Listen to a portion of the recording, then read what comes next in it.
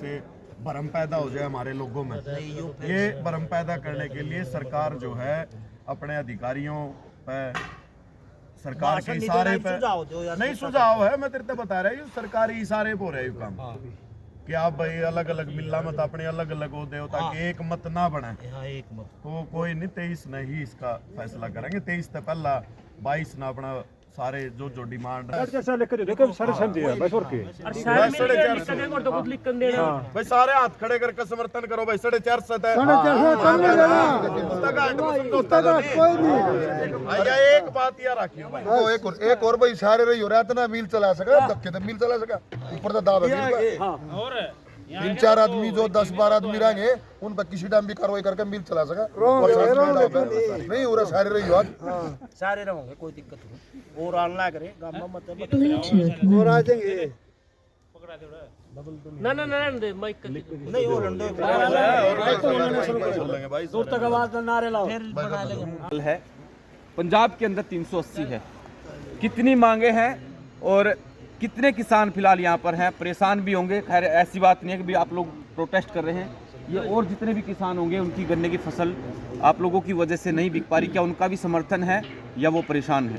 सभी परेशान है। मीडिया के माध्यम से मैं नौलाल खट्टर सरकार को जताना चाहता हूँ, जो हमारा जो हरियाणा के अंदर सभी स्टेटों से हर 20-30 रुपये ज़्यादा गन्ने का रेट रहा है, ठीक है, और फिलहाल हम 50 पैसे किलो पे मांग रहे हैं, कुछ ज़्यादा नहीं मांग रहे, 50 पैसे किलो पे, ठीक है। 450 हमारी डिमांड है, ये पूरी कर दो मिल चल जाएगी। जो हमारी डिमांड नहीं पूरी करेगी तो मिल बंद ही रहेंगे, मिल नहीं चलेगा बिल्कुल भी, नुकसान होने बीच का कोई रास्ता नहीं बीच का, सिर्फ गन्ने का रेट बढ़ेगा तो मिल चलेगा, इससे अलावा कोई रास्ता नहीं। 450 लेंगे, वो हमारा हक है, लेके रहेंगे। देश के रीढ़ की हड्डी है किसान, नहीं चलने दिया जाएगा चाहिए। और मिल के प्रशासन को और हरियाणा सरकार को हम जताना चाहते हैं, भाई आगे जोर जबरदस्ती से भी मिल नहीं चलेगा, चाहे मरना पड़े और चाहे मारना पड़े। सुधीर जाखड़ हमारे साथ। 14 मिलों से, हर मिल से 5-5 जो किसानों की कमेटी 23 तारीख को कुरुक्षेत्र पहुंचेगी और उस दिन बड़ा, अगर सरकार नहीं मानी 23 तारीख तक, तो कड़ा फैसला जो है गन्ना किसान और भारतीय किसान यूनियन, समस्त किसान समाज हरियाणा का लेगा। अमित शाह की रैली को लेकर भी आप लोग कुछ चेतावनी दे रहे हैं? ऐसा सरकार नहीं मानेगी तो आंदोलन को हर रोज तेज किया जाएगा। आज मिल बंद किए हैं, कल को रेल भी हो सकता है बंद कर दें, सड़कें बंद कर दें, मंत्रियों का गांव में घुसना बंद कर दें। दोबारा इसको जो है किसानों की अगर ये आक्रोश और गुस्सा और एकता देखना चाहेगी सरकार तो दिखा देंगे। 29 तारीख को कह रहे हैं कि अमित शाह गोहाना में आएगा।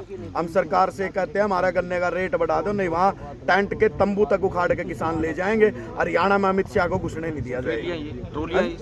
ट्रैक्टर ट्रॉलियां सब वो तो आंदोलन का हमारी आंतरिक रणनीति है, अभी रणनीति का पहले खुलासा कर देंगे तो फिर गलत है ना। वो अभी 23 तारीख इस रणनीति को और मजबूत और पक्का और कड़ा फैसला लेने के लिए कुरुक्षेत्र में जो है कमेटी की मीटिंग होगी और फिर जो फैसला लिया जाएगा पूरे हरियाणा के किसान उस पर अमल करेंगे। किन किन का समर्थन मिला फिलहाल आपको?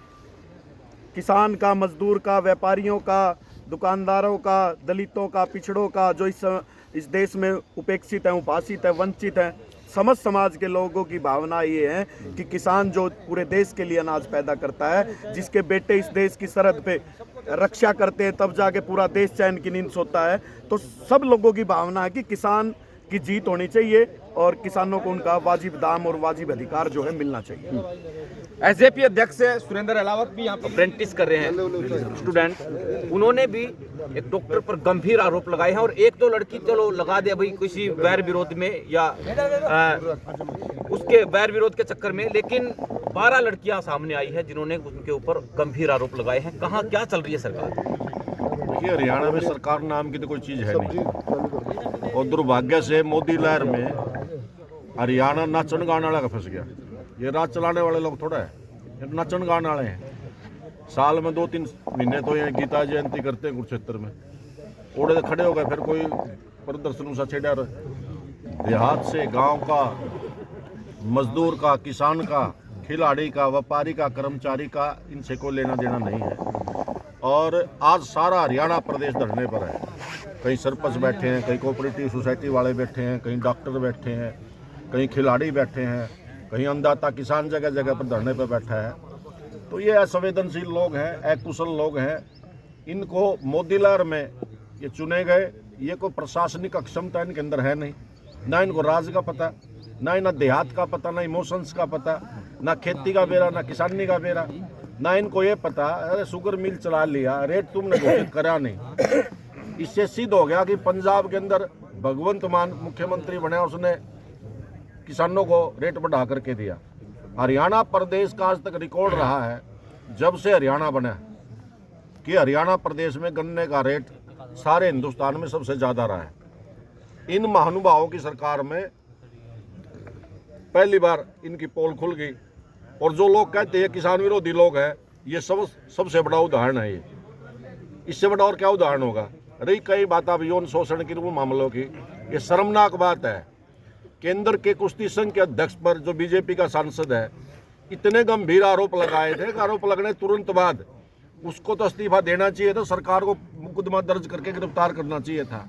हरियाणा प्रदेश के खेल मंत्री पर आरोप लगाए कोच ने, मुख्यमंत्री ने बेशर्मी से कह दिया कि आरोप लगाने से, अनर्गल आरोप लगाने से थोड़ा दोषी बन जाता है, और वही मुख्यमंत्री कुश्ती संघ के अध्यक्ष के खिलाफ बोलता है कि मामला गंभीर है।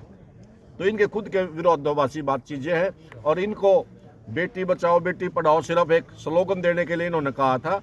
बेटियां सबसे ज्यादा अगर उत्पीड़ित है तो इनकी सरकार में है, किसान उत्पीड़ित है तो इनकी सरकार में है, मजदूर उत्पीड़ित है तो इनकी सरकार में है, हर वर्ग इनसे मुक्ति चाहता है।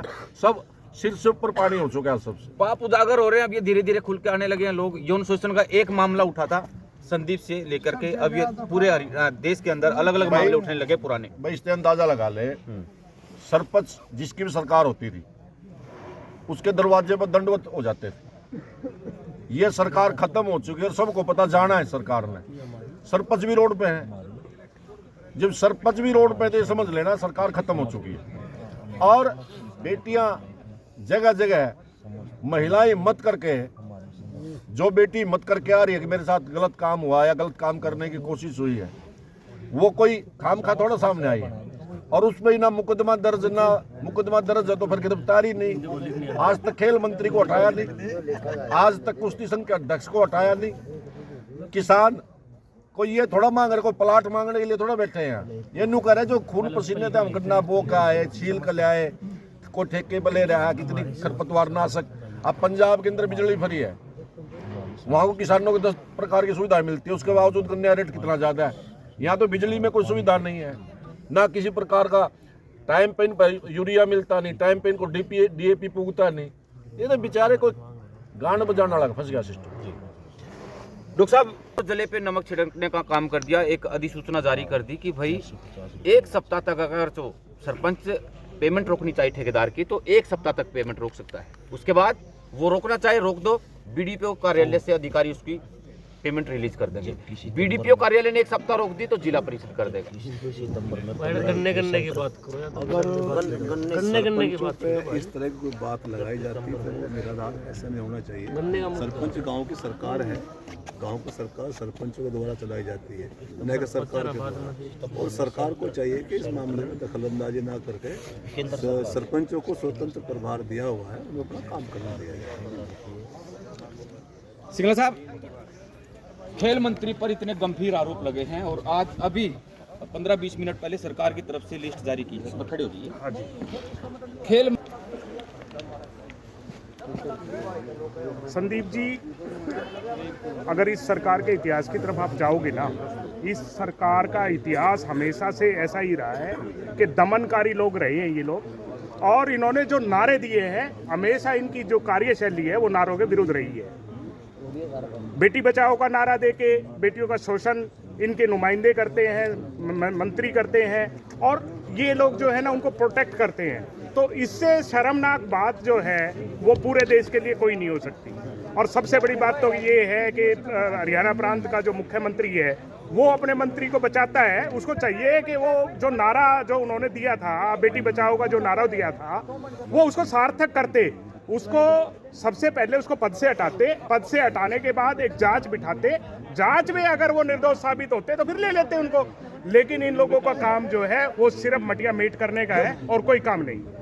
अब किसान अपनी फसल के लिए उसको सिंचाई करता है, उसको उगाता है, फसल को पकाता है, दिन रात खेतों में मेहनत करता है, सांप भी होते हैं, सारी चीज़ें होती हैं। और अब बेचने के लिए भी इनको रात को यहाँ पर अपनी मांगों को लेकर के, अपनी जायज़ मांग जो है पैसे बढ़ाने को लेकर के, कीमतें बढ़ाने के लिए यहाँ पर दिन रात इस ठंड के अंदर बैठना पड़ रहा है। बचपन से हम लोग जो है ना सुनते आए हैं कि भारत जो है ना एक कृषि प्रधान देश है और भारत जो है ना वो सोने की चिड़िया है। तो सोने की चिड़िया जो है वो सोना जो पैदा करते हैं वो भारत के किसान पैदा करते हैं। और किस तरह के वातावरण में, किस तरह के मौसम में, किस तरह की कठिनाइयों को सहन करके वो भारत वर्ष को अनाज अन्न दे रहे हैं, वो मतलब किसी से अछूता नहीं है। लेकिन बड़ी विडंबना की बात है कि इस देश के किसान को अपने अधिकारों के लिए लड़ना पड़ता है। और संदीप जी, मैं एक बहुत बड़ी बात आज आपके मंच के माध्यम से कहना चाहूँगा कि इन जो सीरा निकलता है इन यूनिटों से, जो गन्ना मिलों से सीरा निकलता है, उसमें एक सरकार का मंत्री जो पूरा मंत्री होता था वो अरबों रुपए रोज कमा रहा है, अरबों रुपए की वो कमा रहा है, लेकिन किसान को जो है वो किसान का हक नहीं मिल रहा है। तो ये लोग जो है अपना पेट भरने में लगे हुए हैं। इनका काम सिर्फ जो 10-20 का ये जो जुंडली है ना, ये अपनी वो कर रही है।